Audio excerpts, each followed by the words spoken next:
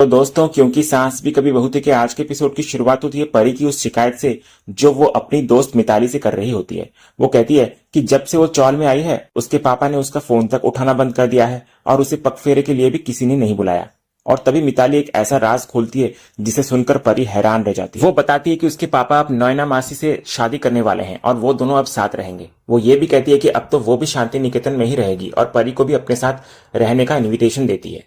दूसरी तरफ कहानी का रुख मुड़ता है शांति निकेतन की तरफ, जहां करण और नंदिनी की वापसी होती है। लेकिन करण की वापसी में खुशी नहीं बल्कि एक बेटे का गुस्सा होता है। वो आते ही अपने पिता मिहिर पर बरस पड़ता है। वो कहता है कि उसे यकीन नहीं हो रहा कि उसके पापा ऐसा भी कर सकते हैं।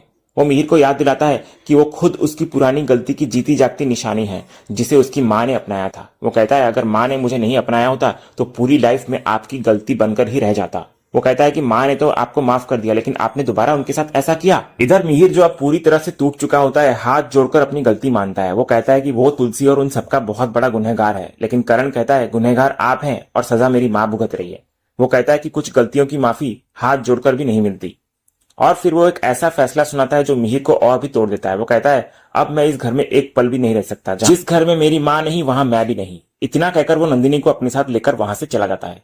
और जैसे ही करण जाता है दक्षा चाची भी मिहिर को अपना फैसला सुनाती है। वो कहती है देख लिया तूने, तुलसी थी तो इस घर में जान थी, उसके जाने से सारा घर बिखर रहा है। और ये कहकर वो भी जूनागढ़ वापस जाने का ऐलान कर देती है। दूसरे सीन की शुरुआत होती है चौल की खामोशी से, जहां तुलसी अपने ही दर्द में खोई हुई होती है। इधर अंगद और वृंदा दोनों अपनी मां को खाना खाने के लिए मना रहे होते हैं, लेकिन तुलसी का मन नहीं मान रहा होता। उसकी आंखों में एक अजीब सी उदासी और एक गहरा खालीपन होता है। वो बस इतना कहती है कि उसे थोड़ा वक्त चाहिए। इधर अंगद अपनी मां की इस हालत को देखकर बेबस हो जाता है। वो कहता है कि वो उसका इंतजार करेगा लेकिन उसे भूखे पेट नहीं देख सकता वो। और तभी इतने में दरवाजे पर एक और दस्तक होती है। सुप्रिया दरवाजा खोलती है तो सामने करण और नंदिनी खड़े होते हैं। वो पूछते हैं कि मां है, तो सुप्रिया उन्हें बाहर ही रोककर भागती हुई अंदर किचन में जाती है जहां मालती होती है। वो मालती से कहती है दो और आ गए, कितने लोग घर में घुस रहे हैं आई, ये घर है या लोकल ट्रेन का डिब्बा। वो कहती है कि अब तो उन्हें खड़ा ही रहना पड़ेगा क्योंकि बैठने की जगह ही नहीं बची। दूसरी तरफ करण और नंदिनी दोनों सुप्रिया और मालती को कहते हैं कि वो अपनी मां को अपने साथ ले जाने आए हैं। ये सुनकर मालती और सुप्रिया खुश हो जाती हैं कि चलो कुछ बोझ तो कम होगा। इधर दूसरी तरफ अंदर करण और नंदिनी अपनी मां को इस हालत में देखकर टूट जाते हैं। नंदिनी रोते हुए अपनी सास के गले लग जाती है। करण कहता है गलती किसी और की और सजा खुद को, बस अब और आंसू नहीं, अब मैं आ गया हूं ना मां। वो दोनों फिर तुलसी को अपने साथ अमेरिका चलने के लिए कहते हैं ताकि वो एक नई जिंदगी शुरू कर सके। तुलसी कहती है कि वो अपना देश नहीं छोड़ सकती क्योंकि उसकी जड़ें यही हैं। इस पर नंदिनी उसे समझाती है जड़ें सिर्फ देश से नहीं बनती बल्कि रिश्तों से भी बनती है। वो कहती है कि अब उन्हें भी अपनी मां की जिंदगी बनाने का एक मौका मिलना चाहिए। तभी इतने में परी वहां आ जाती है। तुलसी के सामने परी नाटक करती है और कहती है कि उसे तो पता ही नहीं था कि इतना कुछ हो गया। और फिर वो एक ऐसा धमाका करती है जिसे सुनकर वहां मौजूद हर शख्स हैरान रह जाता है। वो बताने लगती है कि गायत्री बा ने पापा से वादा लिया है कि वो नॉयना आंटी से शादी करेंगे। फिर परी झूठे आंसू बहाते हुए कहती है कि उसे यह सुनकर बहुत बुरा लग रहा है। और यह सुनकर इधर तुलसी, अंगद, वृंदा, करण और नंदिनी सबके पैरों तले जमीन खिसक जाती है। उन्हें यकीन नहीं होता कि मिहिर इस हद तक गिर सकता है। उसके बाद परी तुलसी से कहती है कि उसका यह सोचकर ही दिल बैठा जा रहा है कि उसकी मां पर क्या बीत रही होगी। और तभी करण गुस्से में एक फैसला सुनाता है, बोलता है बस बहुत हुआ। वो कहता है कि मां अब उनके साथ अमेरिका चलेंगी और वो यहां से उनकी पहली फ्लाइट बुक करवा रहा है। तभी इधर तुलसी जो अब तक खामोश होती है कहती है कि उसने फैसला कर लिया है कि वो अब इस शहर में नहीं रहेगी।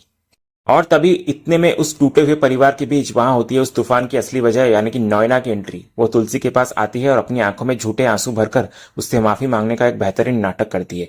वो कहती है कि उसे पता ही नहीं चला कि ये सब कैसे हो गया। वो अपने इस गुनाह को प्यार का नाम देती है और कहती है कि उसे मिहिर से प्यार हो गया तो वो क्या करती।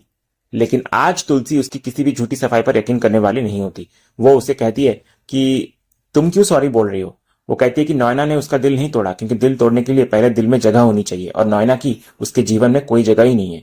फिर वो कहती है ना मेरा घर तोड़ा और ना मेरा रिश्ता तोड़ा, मुझे तोड़ने लायक तुम्हारा वजूद ही नहीं है। वो कहती है कि अगर किसी ने उसे तोड़ा है तो वो मिहिर है। पति पत्नी के बीच जब कोई तीसरा आ जाता है तो लोग अक्सर तीसरे को ही दोष देते हैं, लेकिन वो उसे दोष नहीं देगी क्योंकि गलती तो हमेशा घर के इंसान की ही होती है। और फिर इधर तुलसी कहती है कि आज नॉयना ने उसे एक बात का एहसास करा दिया है कि जब तक वो यहाँ पर है तब तक लोग उससे मिलते रहेंगे, कोई माफी मांगने के लिए तो कोई सुलह कराने के लिए, और वो अब ये सब और नहीं सह सकती। तभी नॉयना जो अब भी अच्छा बनने का नाटक कर रही होती है कहती है कि उसे पता है कि तुलसी को बहुत बुरा लग रहा होगा, लेकिन जैसे जैसे वक्त बीतेगा वो उसकी परिस्थिति समझ जाएगी। इस पर तुलसी एक ऐसा जवाब देती है जो नॉयना के मुंह पर एक करारा तमाचा होता है। वो कहती है, तुम्हारी सिचुएशन समझने के लिए मुझे तुम्हारी सिचुएशन में होना पड़ेगा और ऐसी मेरी फितरत नहीं है। इतना कहकर तुलसी वहां से चली जाती है और फिर इधर नॉयना जा ही रही होती है कि अंगद उसे पीछे से रोकता है। उसका गुस्सा 7वें आसमान पर होता है। वो कहता है, मेरी माँ ने आपको अपने घर पर वेलकम किया और आपने उन्हीं का घर तोड़ दिया। वो कहता है कि उसे मिताली से रिश्ता तोड़ने का कितना दुख हुआ था, जो रिश्ता कभी बना ही नहीं था, और नॉयना ने तो 38 साल पुराना रिश्ता तोड़ दिया। तो नॉयना कहती है कि गलती सिर्फ उसकी नहीं है। इस पर अंगद उसे एक कड़वा सच याद दिलाता है। वो कहता है, लकड़ी के कटने का सबब नहीं होता अगर कुल्हाड़ी में लकड़ी का हत्था नहीं होता। वो कहता है कि अगर उसकी माँ ने उसे अपने घर में आने नहीं दिया होता तो आज ये सब कुछ नहीं होता। तभी नॉयना कहती है कि यह सब उसने जानबूझकर नहीं किया, और फिर वो एक ऐसा दावा करती है जो अंगद के गुस्से को और भी भड़का देता है। वो कहती है, तुम लोग शायद ये भूल रहे हो कि मिहिर की लाइफ में तुलसी से पहले मैं थी। वो कहती है कि इसीलिए पहले वो है और तुलसी दूसरी। ये सुनकर अंगद का सब्र टूट जाता है। वो नॉयना को धमकी देता है, एक लफ्ज अपनी जुबान से मत निकालना मेरी माँ के बारे में, क्योंकि मेरे पापा ऑलरेडी अकेले हो चुके हैं और कहीं आपको इस दुनिया से न जाना पड़ जाए। और फिर वो उसे आईना दिखाता है। वो कहता है, एक बार घर जाकर आईना देख लीजिएगा। पहले वो होगी जो आईना देखेगी और दूसरी वो होगी जो पहले वाली से नजरें नहीं मिला पाएगी। इतना कहकर अंगद वहां से चला जाता है। दूसरे सीन में हम देखते हैं कि करण और नंदिनी दोनों अपनी माँ तुलसी का इंतजार कर रहे होते हैं, लेकिन वो कहीं नजर नहीं आ रही होती। तभी अंगद अंदर जाकर देखता है तो तुलसी और उसका सामान दोनों गायब होते हैं। और तभी इधर करण की नजर पड़ती है टेबल पर रखी उस एक चिट्ठी पर जो तुलसी अपने पीछे छोड़ गई होती है। एक ऐसी चिट्ठी जो उसके जाने का और एक नए सफर के शुरू होने का ऐलान कर रही होती है। और फिर दूसरी तरफ हम देखते हैं तुलसी को, जो ट्रेन में बैठी एक अनजानी मंजिल की तरफ बढ़ रही होती है, और दूसरी तरफ करण उसकी वो चिट्ठी पढ़ रहा होता है जिसका हर एक शब्द एक माँ के दिल का दर्द और एक औरत के मजबूत इरादे को बयां कर रहा होता है।